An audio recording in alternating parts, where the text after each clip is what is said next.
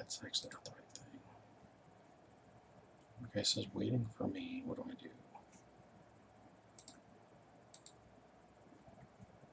There.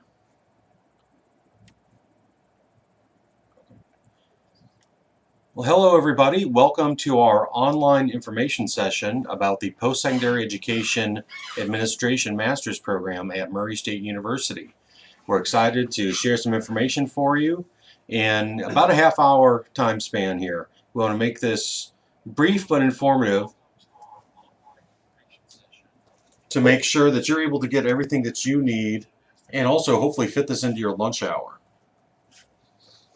So to get us started,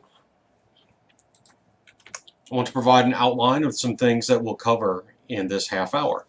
So we'll start off with introductions from the faculty, and we'll provide an overview of the PSE program here at Murray State. We'll talk about the curriculum and spend some time talking specifically about our new online delivery model, and then wrap up with talking through the application process. And we'll provide some perspective on the types of things that we look for in applications and share a little bit of perspective on what successful applications look like. So I'm the one that's been talking to you, and my name is Dr. Brian Burke. I'm an assistant professor here at Murray State, and my areas of specialization are assessment and research methods in student affairs and higher education, and along with student diversity and social justice issues. And with me is Dr. Ben Littlepage. Hello, my name is Dr. Ben Littlepage. I am an assistant professor and the program coordinator for the Postsecondary Ed program. My research interests are Tennessee Promise and other similar scholarship programs, as well as academic retention of first-year and first-generation students. So that's us. We're the primary faculty. Students in the program also have courses with faculty who come from other programs within the educational, leadership, and counseling area within the College of Education and Human Services.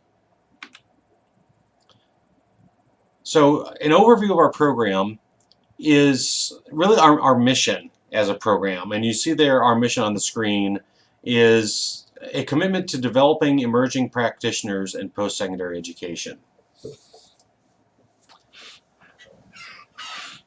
So one of the things that we pride ourselves on is that between Dr. Burke and myself, we have experience in multiple institutional types.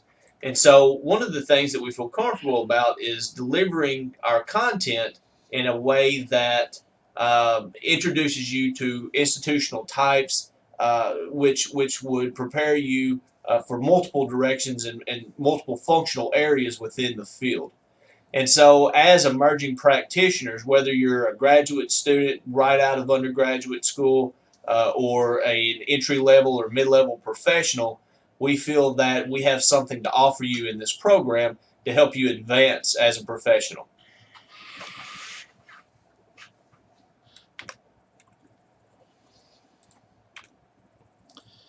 So in terms of the program overview, the PSE program consists of 36 credit hours leading to the degree of Master of Arts.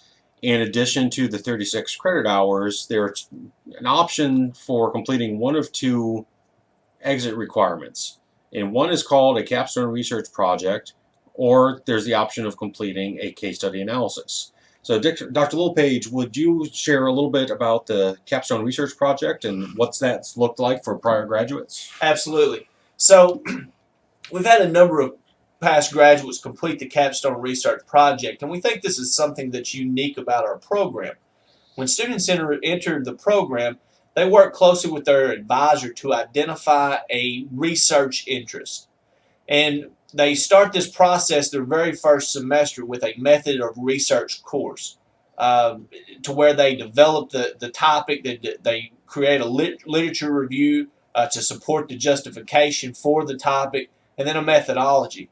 As they advance through the program, there are certain benchmarks that students complete to the culmination of a presentation and a report or a research report on their particular capstone interest.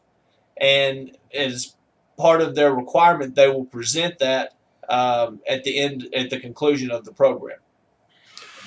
And so the other option that students have is to complete a case study analysis. And in this instance, students receive a scenario that of something that could have happened or maybe has happened at an institution of post-secondary learning. And the student is responsible for digging in and really providing a thorough review of what are the issues at play, who are the major players that have influence in either what has happened or what would happen to provide a solution to the issues presented in the case, and then provide a write-up of their analysis along with recommendations for moving that issue forward and moving that institution forward. And so in both cases, with the capstone research project and the case study analysis, students are drawing on a wide range of courses within the PSE program to engage in developing a solution to a complex issue within that it is germane to practice in post-secondary education administration. So we want to provide a glimpse of what the curriculum looks like, but we don't want to just give you a rundown of all 12 courses that make up the PSE program, but we'll want to hit some high points. And so Dr. Littlepage mentioned that one of the setups for writing the capstone research project is developing an initial document in the research course. And we generally make sure that students take this research course early in their program, but then we don't leave the perspectives on research and assessment there. We also have an assessment course that focuses on institutional assessment and connections to accreditation concerns and other aspects of how institutions measure practices with the intent of improving what they do. We also have courses that, and really because we are an administration program, a number of our courses link to this idea of organization and administration. So we have courses that really look at how institutions of higher learning are organized and the different ways that we go about the administration of those educational practices and those administrative practices. And so Dr. Littlepage mentioned the varied backgrounds that we bring to the program from different institutional types and different functional areas within administrative practice. And woven into all that is leadership. We feel it's imperative that students finish this program not only with an understanding of the big ideas of leadership theory and leadership cultivation, but also who are you as a leader when you graduate from this program. And so that these are all threads that are woven throughout the program. And we want to make sure, and Dr. Littlepage and I have been very intentional in our conversations about the development of the PSE program and the ongoing reflection of what the program is and what's our identity as a master's program, and making sure that skills focused on budgeting and finance issues are a key aspect of completing the PSE program. And we want to make sure that students come out of the program, again, not only with an understanding of key theories in the field of higher education and post-secondary education, but also skill sets. And one of those key skill sets is understanding how budgets work and being able to work with budgets, propose new budgets, make determinations for budget cuts even. And so that's a key aspect throughout the program. And then the final kind of big picture piece is the idea of who students are and how do they develop during their collegiate experiences. And so we have coursework that really provides PSE students opportunities to think critically about who students are within post-secondary education institutions in the United States and the ways in which college affects them.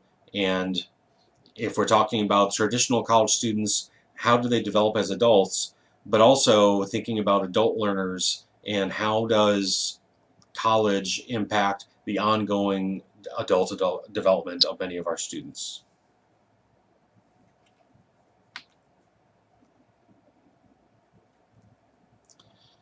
So we want to make sure that we touch on something that we're offering for the first time beginning in the spring semester of 2018. So this will start in January, coming up pretty soon here. We are developing a completely online experience for students who are looking for that type of master's program. And so this will consist of courses that are offered in 8-week terms, and there will be 2 8-week terms per semester. And so students would complete 2 courses per semester. And part of the expectation of these courses is that each week there will be a 1-hour online meeting using webcam or some other interactive technology, and it will vary from course to course and professor to professor, and sometimes even week to week, of what that interaction looks like. But there will be a scheduled time for every course of 1 hour per week where we come together and have discussion. So the online course isn't just about completing readings, completing assignments, and using an online discussion forum. We want to make sure that we have opportunities to connect. Even though we're not coming together in person, we want to make sure that we're able to connect weekly and really help support a cohort model. One of the benefits of having a cohort model is opportunities to develop those connections with peers and also with the faculty in the classes. And so if students enroll in the online model and follow the course sequence, including summer enrollment, you'll finish in a 2-year window. So I just want to make sure that this is clear. Taking 2 courses per semester, which is technically, for most folks, I think many would consider that part-time, you'll finish in a 2-year window. We're really excited about the opportunity that we have to offer this type of program. We've been hearing from potential students for the PSE program that, boy, the PSE program sounds great, but I don't know that I can make it to Murray every week, or I don't know that I can commit to taking 2 classes face-to-face every semester. So we're excited about the opportunity to offer an opportunity like this for more folks.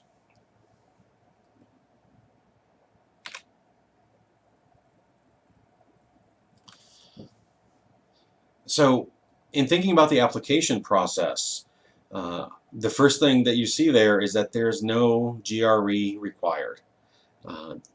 We want to make sure that we are not limiting the potential opportunity just because of a test that costs a lot of money to take. And when we think about our review of applications, the GRE had been a small part of it. And so moving forward, you may have seen things previously, if you've looked at the PSE program before, that we did require the GRE, but moving forward, that's no longer a requirement. And so in order to apply, there's an online application, and in our last slide, you're going to see our web address. And so everything that you need to see what you need to apply is listed on our website, including the link to apply online. In addition to that, we ask for 3 letters of reference. And for me as a faculty member, some of the things that I look for in letters of reference, I want to see an academic reference.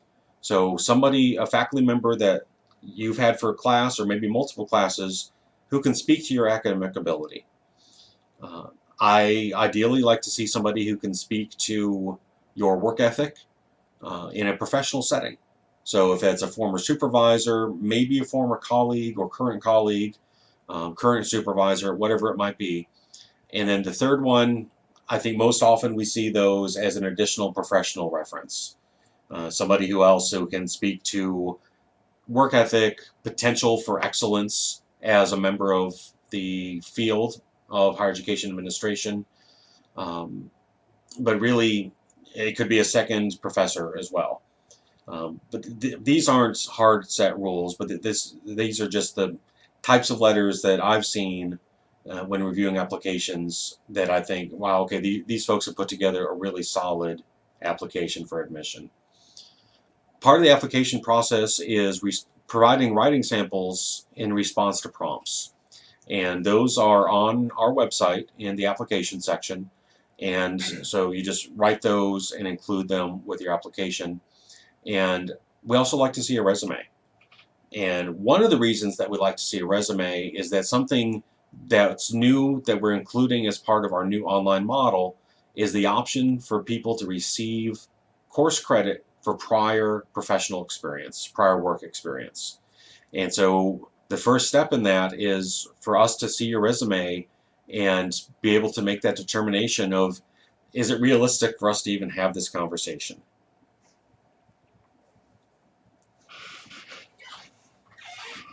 We've identified a few courses in our curriculum that are well suited for prior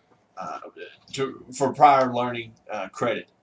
And your demonstration as an administrator in your profession, your demonstration of skill sets, particular skill sets, would give you an opportunity to apply for possible credit. Now, this is on a case-by-case basis, and we do encourage you to reach out to us if this is something that you're interested in pursuing.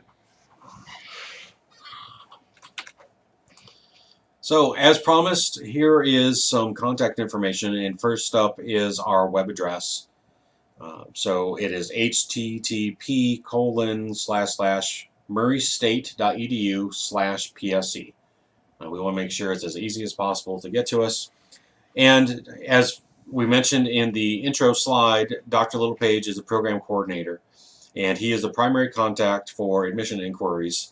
And so his email address is blittlepage@murraystate.edu, and his telephone number is area code 270-809-2796. And we definitely encourage you to reach out and ask questions. You can also find us online on social media on both Facebook and Twitter, and our handle in both places is @MurrayStatePSE. So we look forward to connecting with you, and I hope that you have gained a perspective on the Murray State PSE program and our new online offering that we're going to roll out in January. And we look forward to hearing from you and look forward to reviewing your applications.